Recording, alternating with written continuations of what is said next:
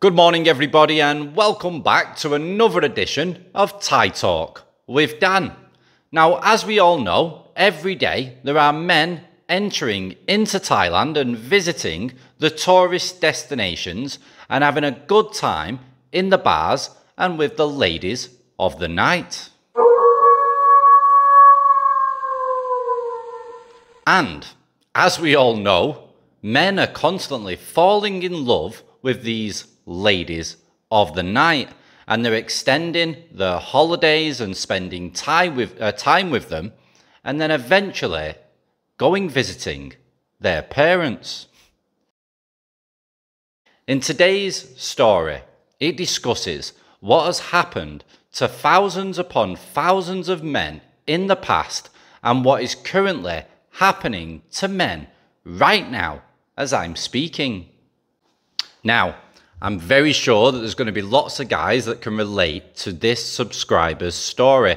It's a very interesting story, very beautifully written, and it speaks like in the third person. So without further delay, let's get into today's Thailand story and then we'll discuss it at the end.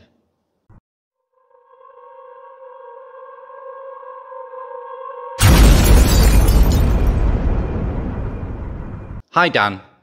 In the heart of County Cork, Ireland, lived a man named Scotty, a 54-year-old with a wild spirit and a penchant for adventure. One day, he decided it was time to venture far from home and explore the world. His destination, the mesmerizing land of Thailand. Scotty arrived in Thailand with a sparkle in his eye, eager to experience the vibrant culture and breathtaking landscapes. On one fateful evening, as the sun dipped below the horizon, he found himself in a bustling bar where he met a charming Thai woman named Pim. There was an instant connection between them, and they soon became inseparable.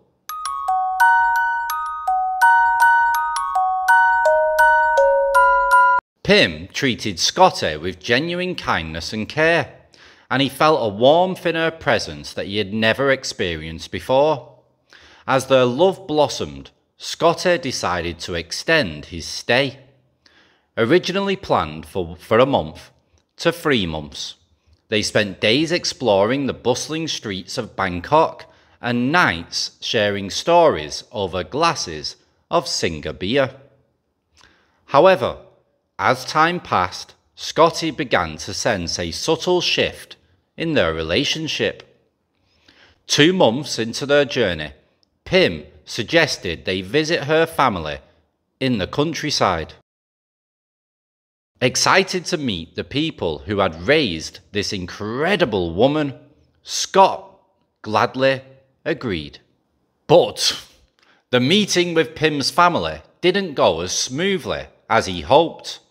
Their hospitality was overshadowed by expectations for extravagant gifts, which left Scotty feeling overwhelmed and uneasy. He couldn't understand why love was tied to material possessions, and it stirred a sense of conflict within him. As the pressure from Pim's family mounted, Scotty felt trapped in a situation he didn't fully comprehend. Despite his deep affection for Pim, he knew he couldn't compromise his values to appease her family's demands. One day, with a heavy heart, he sat down with Pim and expressed his feelings. I love you, Pim, but I can't keep up with these expectations. Our love should be about more than just gifts, he said gently. Pim's reaction was unexpected. Her anger erupted like a volcano, tearing up Scotty's passport and causing a tumultuous scene in the hotel room. Feeling hurt and unable to reason with her, Scotty decided he had to leave. From that day on, if I was going somewhere, I was running.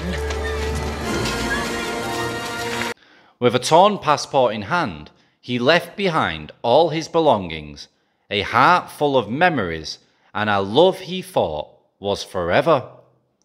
Taking a taxi to the next town, he felt a mix of emotions, heartbroken, lost, and yet somehow free.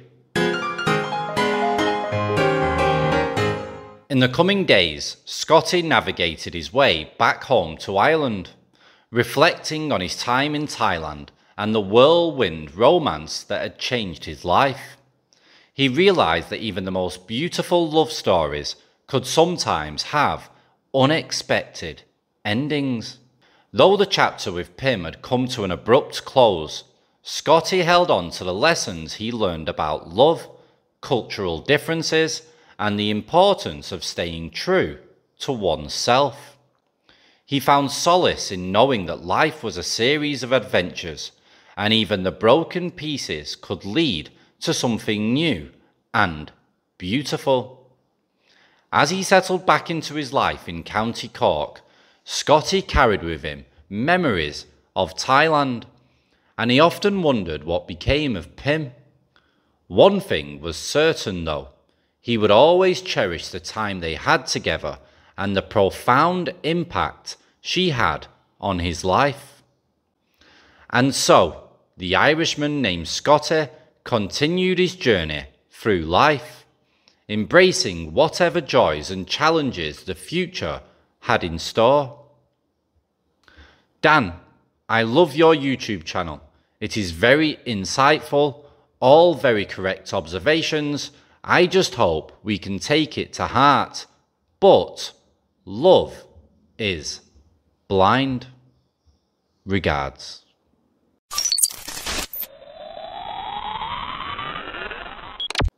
Right guys, I enjoyed this story because it was a bit of a breakdown on what actually goes on and happens. You've got to understand, right, there's a lot of single guys that come over to Thailand. There's a lot of divorcees that come over to Thailand. There's a lot of people that are going through a lot of problems and they decide to venture over here to Thailand to escape from it all and enjoy and have a good time. But when they hit the tourist areas, they're always going to see lots of bars and half or semi-naked women stood outside of them, all screaming, handsome man, giving you a nice smile, trying to grab hold of your arm and dragging you into the bar. When they're sat on your knee and they're whispering nice things to you and looking deep into your eyes and coming across like you are super handsome and they are super interested in you, you can get lost within these women, especially if you've not had much experience. I'm sure for most men that have come to Thailand for the first time, they probably got involved and did some silly things with these women. And it seems to be quite a trend and seems to be what happens to most men that do come over here. So, for the uninitiated, you can end up falling deeply in love with these women because they know how to work you, they know how to make you feel special, and they will be sad and start crying when your holiday is coming to an end. So if you're in a position, in a situation where you can extend your holiday, you will. And then because she sees that you want to carry on spending time with her, she then wants to catch you, keep hold of you, and never let go. And in order to do that, she needs commitment from you. So the next part of your story is to go and visit her family, which 9 times out of 10 will be in the countryside over in Isaan, where I'm based. So they'll bring you over here to the countryside and you will feel proud that this woman is super interested in you and she wants to basically show you her parents, show you her family, show you where she lives, because she's very interested and very serious about your relationship. So that will make you feel serious and special towards her. So you're excited. And then you come over here and you realize you have to stop at Macro or Big C on the way. Yeah, this is what happens to everybody. And you have to go inside Macro or Big C shopping centre and you'll have to buy beer and food and gifts to give to mum and dad and brother and auntie and uncle, and if she's got kids, etc., you want to buy them a toy, a dinosaur, some sweets, you know, some crisps, that kind of thing. Yeah, so you will do your best to make everybody give you a warm welcome when you arrive. So yeah, you get to the village, everybody's smiling, everybody's happy because there's a party that's going to happen, you know, that day or that night. And everybody's in anticipation of what's this foreigner all about? Is he rich? Is he going to buy us stuff? What beer has he brought? What food have they brought? It's quite an exciting time for people that live in the countryside. So yeah, you feel overwhelmed, you feel happy with joy that everybody is welcoming you with open arms. And then all of a sudden, when everything starts to relax, then that's when the crazy things start to happen. There will be talks about possibly getting married, as it's the culture. There's talks about you paying a marriage price, a dowry, or a sinsod, you might know it as. And there could be discussions of you handing over 100,000 baht.